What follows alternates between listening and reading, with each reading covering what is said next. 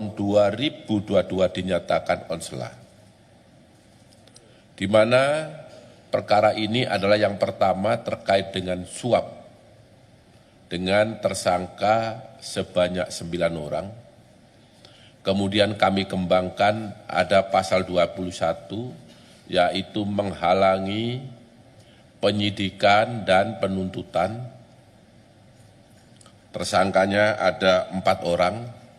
Dan yang ketiga, kami kembangkan lagi untuk tindak pidana pencucian uang dengan tersangka 3 orang.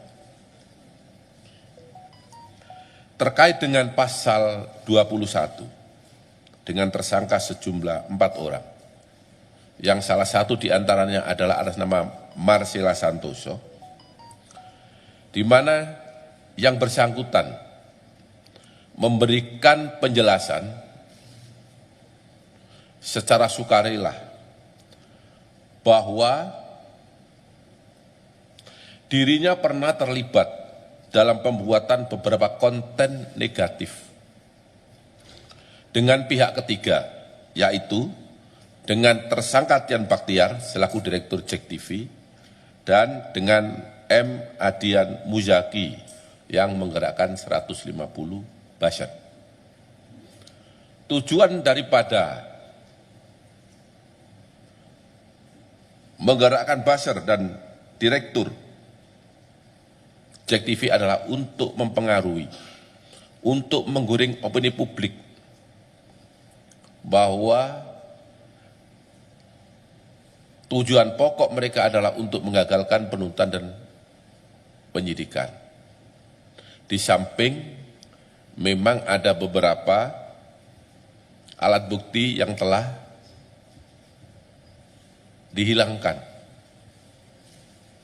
untuk menghalang-halangi penyidikan, termasuk melakukan penyerangan secara pribadi terhadap institusi kejaksaan, terhadap kinerja Kejaksaan Republik Indonesia, bahkan terhadap pimpinan kejaksaan, yang seolah-olah bahwa apa yang dilakukan oleh penyidik, yang dilakukan oleh pimpinan di kejaksaan adalah tidak benar, dan seolah-olah apa yang dilakukan itu adalah kriminalisasi terhadap yang bersangkutan.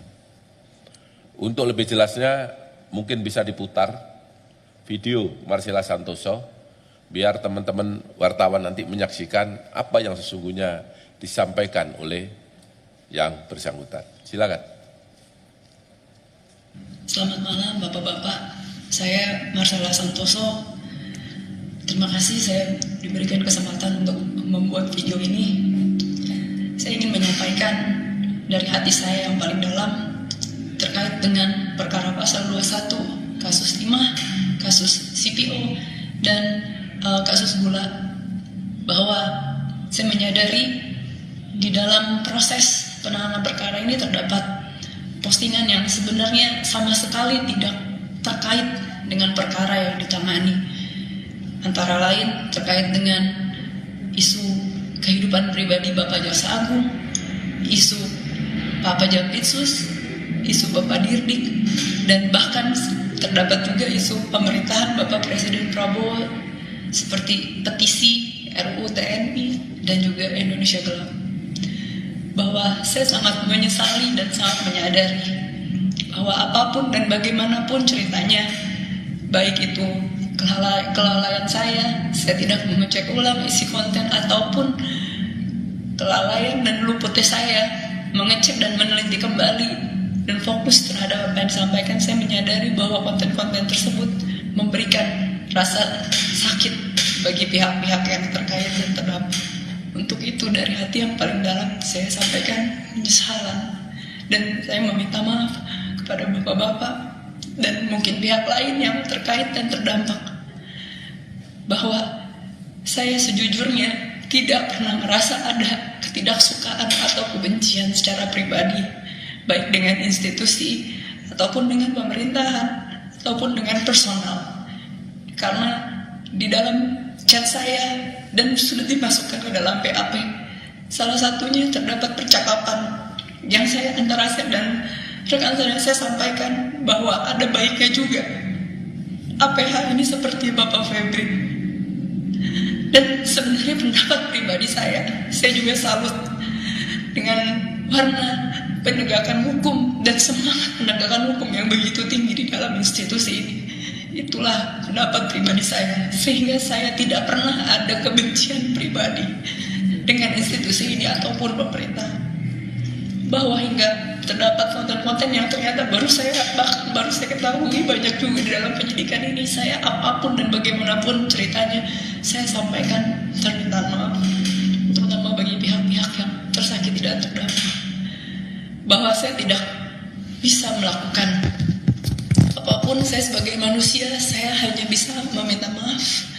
Dan saya mendoakan bahwa rasa sakit, rasa ketidaknyamanan yang dialami oleh pihak-pihak terkait dan terdampak akan dipulihkan oleh Tuhan dan akan dibalas dengan berkat dan berkah yang selalu berkelimpahan dan melindungi perjalanan karir Bapak-Bapak ke depan dan perjalanan pemerintahan Indonesia yang sangat saya cintai ini.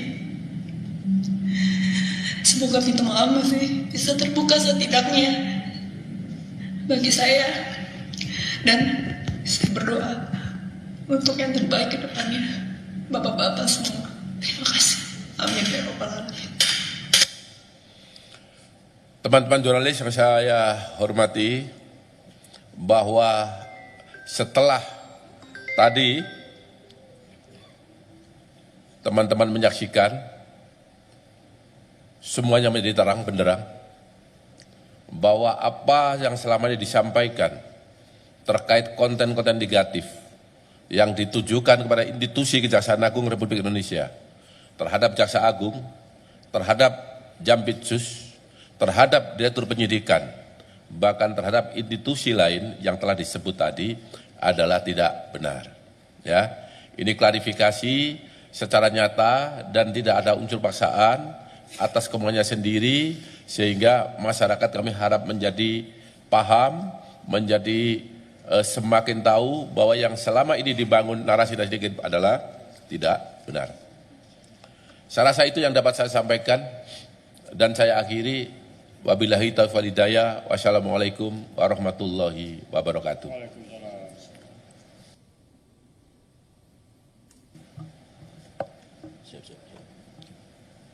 Baik, rekan-rekan media, yang pertama karena yang bersangkutan menyampaikan dengan terbata-bata, saya lihat tadi kita hening, ya agak tegang saya lihat. Itu menandakan ada rasa empati juga dari rekan-rekan media. Ya. Yang kedua, bahwa penayangan ini adalah atas permintaan yang bersangkutan, ya, atas permintaan dan seizinnya, sehingga harus kami sampaikan. Mumpung kita preskon terkait dengan pengembalian kerugian keuangan negara, penyitaan uang ini, maka kesempatan ini kami gunakan karena ada juga kaitannya, ya. Yang ketiga, bahwa kalaupun demikian kami tetap tegar selama ini, ya. Kami tetap tegar, tetap kuat dan tetap semangat. Karena yang paling penting adalah bagaimana kami menunjukkan kinerja terbaik untuk melayani masyarakat. Itu poinnya, ya. Jadi sekali lagi terima kasih. Rekan-rekan media, kita buka sesi tanya jawab, kalau ada silakan, tidak usah banyak-banyak karena sudah lengkap. Ada dari kompas.com, kasih mic-nya, silakan Mbak. Yes, okay. Selamat siang Bapak-Bapak, saya Sela dari kompas.com. Pertanyaan saya ada dua Pak. Satu terkait dengan yang CPO Wilmar itu, tadi kan sebenarnya Pak Hari sempat menyebutkan kalau uang 11T ini akan digunakan untuk membangun kembali atau memperkokoh lah sawit di Indonesia, industrinya. Itu maksudnya nantinya setelah keputusan ini inkrah, apakah 11T ini akan dikemanakan uangnya? Apakah memang jadi keputusan negara atau memang sengaja dibuat untuk ini untuk mungkin kita membeli lahan sawit lagi atau membuat teknologi baru lagi seperti itu nanti akan seperti apa Pak? Karena kan di Kejagung sendiri ada Satgas PKH ya, apakah penyalurannya akan melalui sana atau prosesnya seperti apa? Kedua Pak, terkait dengan pernyataan dari si Marcella, ini kan tadi memang disebutkan fokusnya Kejagung adalah soal narasi negatif kepada Kejagung, tapi tadi Marcella sempat menyebutkan soal ada RUU TNI, RUU Indonesia Gelap, itu apakah maksudnya dia itu dia menunggangi momen itu atau justru dia yang membuat isu itu sebenarnya Pak? Itu kan berdua hal yang berbeda ya. Karena kan RUU TNI dan RUU demo-demo lain itu kan berasal dari suara masyarakat lah. Apakah memang dia juga yang membuatnya? Itu aja. Terima kasih Pak. Baik, silakan Pak Dirtut dulu, baru nanti Pak Dirdik. Terima kasih. Tadi kaitan dengan CPO ini, uang yang sudah disita ini mau dikemanakan? Apakah mau dipakai untuk kegiatan pembangunan tata kelola sawit yang sekarang dilakukan perbaikan, ataukah ini bagaimana? Jadi saya jelaskan ya, terkait uang penyitaan ini hubungannya dengan perkara tidak pidana. Maka uang ini nantinya akan dikemanakan adalah sesuai dengan putusan perkara pidana itu sendiri. Jadi simpel seperti itu. Nah, jadi tidak ada kaitannya dengan kegiatan Satgas PKH. Jadi ini pure lari atau murni penanganan perkara tidak pidana korupsi yang nantinya kemana uang larinya akan disesuaikan dengan atau dilaksanakan sesuai dengan putusan Mahkamah Agung setelah nanti diputus. Itu, terima kasih. Ya, artinya bahwa saya sampaikan tadi perlu ada perbaikan tata kelola di industri persawitan kita karena pengembalian kerugian keuangan negara ini menjadi salah satu contoh ya bahwa ada sesuatu yang missing di situ karena ada masalah ya itu. Bahwa nanti terkait putusannya seperti apa tentu akan dilaksanakan oleh jaksa selaku eksekutor. Baik, silakan Pak Dir. Terima kasih, pertanyaan yang bagus ya. Bahwa apa yang dilakukan oleh Marcella Santoso, apa yang telah diakui oleh Marcella Santoso sebagaimana tayangan yang kami barusan tayangkan adalah atas permintaan yang bersangkutan. Ya, yang bersangkutan memberikan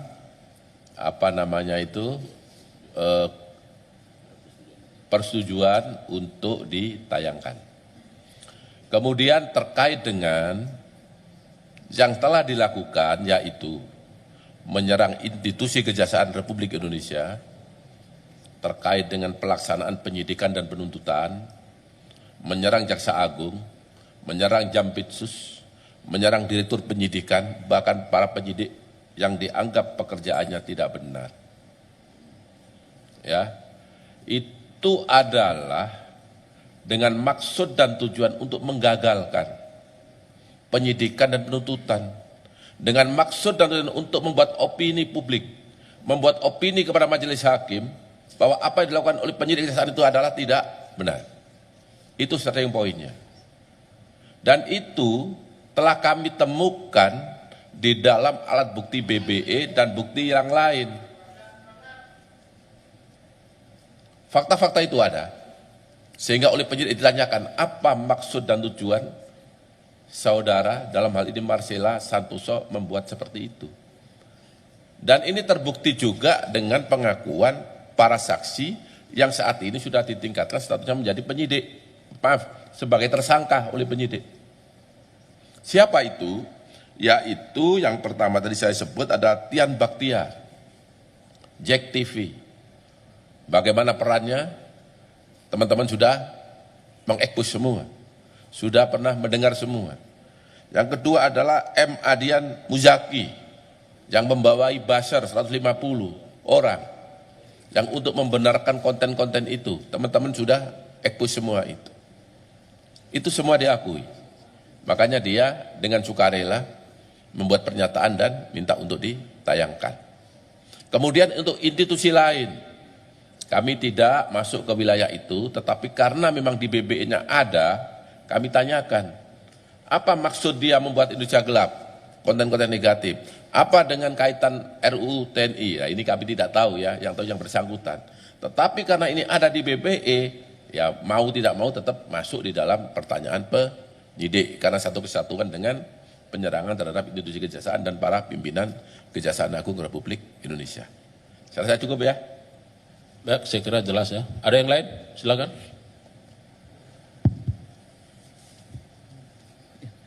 Selamat siang Pak, Siang. Saya Arya dari Harian Kompas. mau tanya terkait dengan kasus yang ini untuk penyitaan uang ini. Kan terdakwa itu ada 3 korporasi Pak, ini kan baru Wilmar Group. Lantas bagaimana dengan grup yang lain yaitu Permata Hijau Group dan Musimas Group? Apakah mereka juga mengambil langkah serupa? Itu saja Pak, terima kasih. Baik, silakan Pak Dirtut. Terima kasih Mas Arya. Jadi betul, saya perjelas juga. Perkara ini ada 3 grup yang total korporasinya sebenarnya adalah 17 korporasi. Untuk Wilmar ini ada 5 korporasi yang tadi sudah kita sampaikan. Terus kemudian untuk Permata Hijau itu ada 5 korporasi. Kemudian untuk Musimas Group ini ada 7 korporasi. Nah, saat ini yang telah mengembalikan kerugian keuangan negara akibat perbuatan korupsi yang dilakukan oleh kelima grup Wilmar telah utuh dikembalikan. Nah, untuk Permata Hijau dan Musimas Group kita berharap ke depan mereka juga melakukan pengembalian seperti yang dilakukan oleh Wilmar. Nah, nanti akan kita rilis juga seperti ini kalau ada pengembalian yang dilakukan oleh kedua grup tersebut. Terima kasih. Ya, saya kira jelas ya. Yang lain, satu lagi, cukup? Silakan, Mas. Terima kasih Pak Kapus, izin menambahkan tadi. Tadi kan udah disebut kayak Permata Hijau Group dan Musimas Group itu belum sama sekali atau sudah sebagian. Ini kan dari 11 triliun ini kan saya lihat bagian dari tuntutan uang pengganti oleh jaksa penuntut umum ya. Dan di dalam tuntutan sendiri ada juga Permata Hijau Group itu sekitar 937 miliar dan juga Musimas itu ada 4,8 triliun. Ini mereka sudah mengembalikan sebagian atau tidak sama sekali atau bagaimana? Itu yang pertama. Dan yang kedua itu soal pengembangan kasus suap perkara CPO korporasi gimana?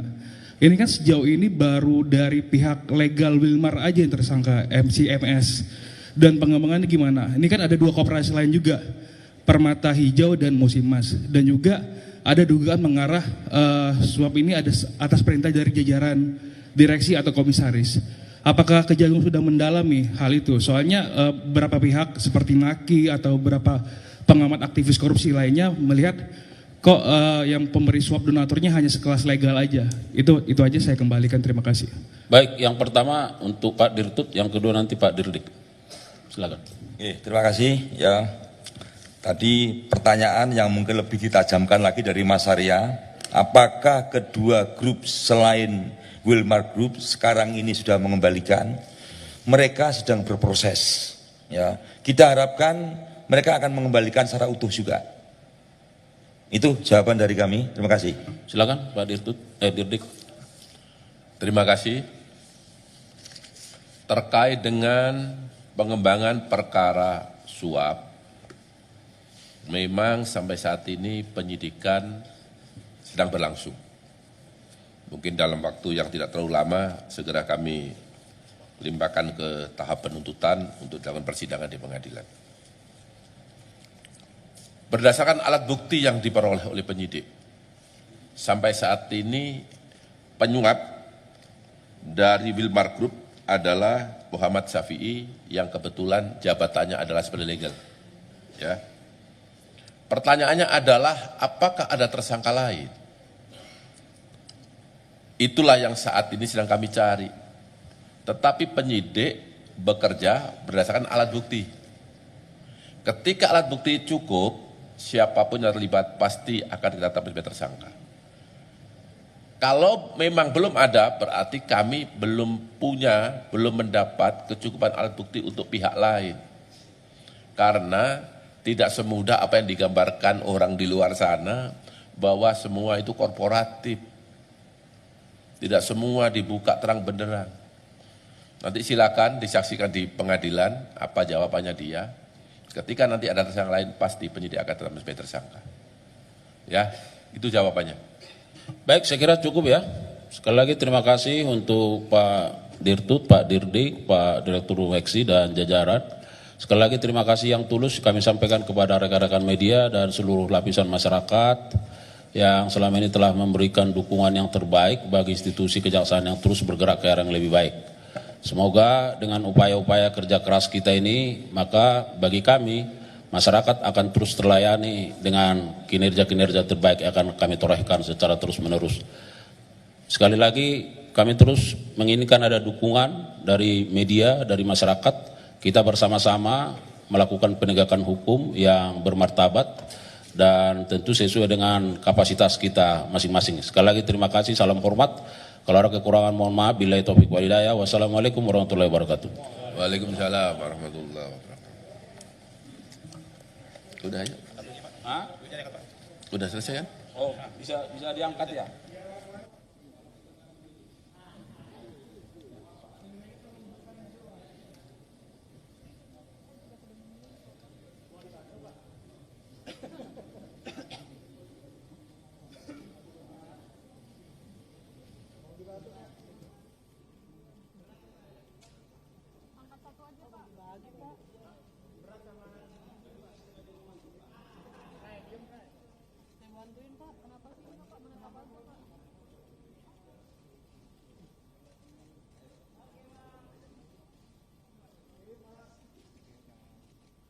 Tahan Pak, tahan duitnya.